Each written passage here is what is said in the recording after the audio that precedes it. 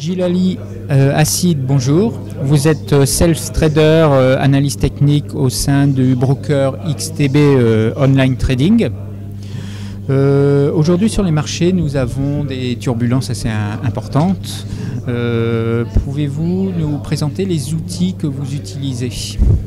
Alors l'indicateur en fait de référence que les opérateurs utilisent pour mesurer un peu justement cet effet de turbulence sur le marché, c'est l'indicateur de volatilité très connu qui est le VIX, qui retrace un peu justement les turbulences qu'on observe sur le S&P 500, qui est l'indice de référence que tous les gérants mondiaux regardent et qui est vraiment le benchmark, c'est ce qu'on dit le benchmark, donc la référence du marché, et qui est un indicateur justement sur justement le goût du risque des investisseurs, notamment sur les marchés actions.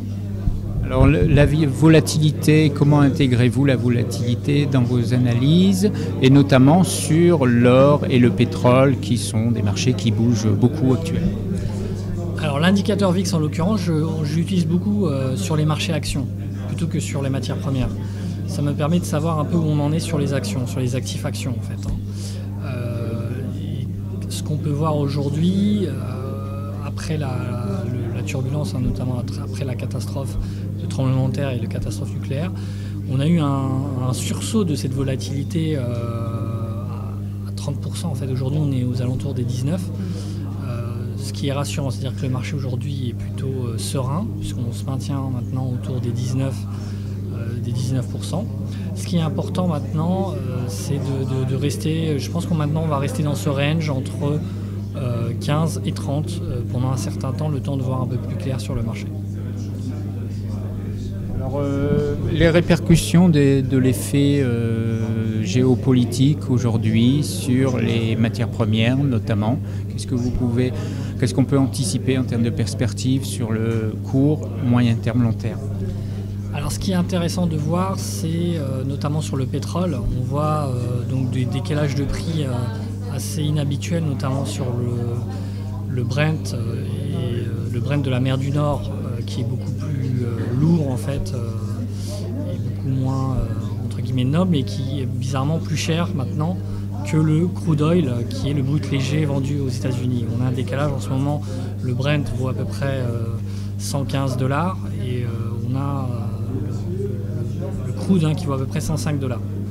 Ce qu'on peut voir, c'est ce qu'on peut jouer aussi, c'est un rattrapage, un arbitrage en fait entre ces deux actifs en fait, entre le brut et entre le Brent et le crude. Donc aujourd'hui, il est plus préférable, je pense, d'investir à la hausse c'est-à-dire en termes de risque, d'investir sur le crude que sur le Brent, qui me paraît maintenant, la hausse me paraît assez limitée, en tout cas en termes stratégiques. Je pense qu'il est plus préférable d'investir sur le crude si on pense à une continuation de ce mouvement haussier, d'accord. Maintenant, il y a, par rapport à ce qui se passe en termes d'événements, en termes stratégiques au niveau du nucléaire, il est, je pense, opportun d'investir sur les combustibles, je dirais, maintenant thermiques.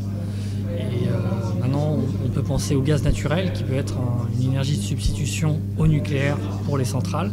Et on l'a vu récemment avec les derniers mouvements qu'on a vus sur le gaz naturel liquéfié, qui est celui qui est important parce qu'il est justement transportable avec les tankers, les fameux tankers.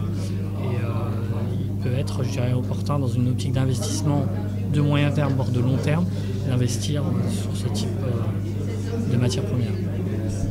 En restant sur les matières premières, si on peut parler peut-être de l'or, en fait, où on a eu une belle hausse grâce à des politiques de la Fed très accommodantes et quantitative easing, et puis également des taux d'intérêt très bas.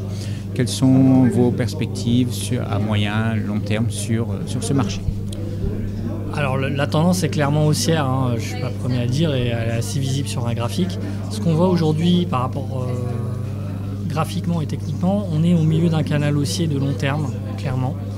On est autour des 1430.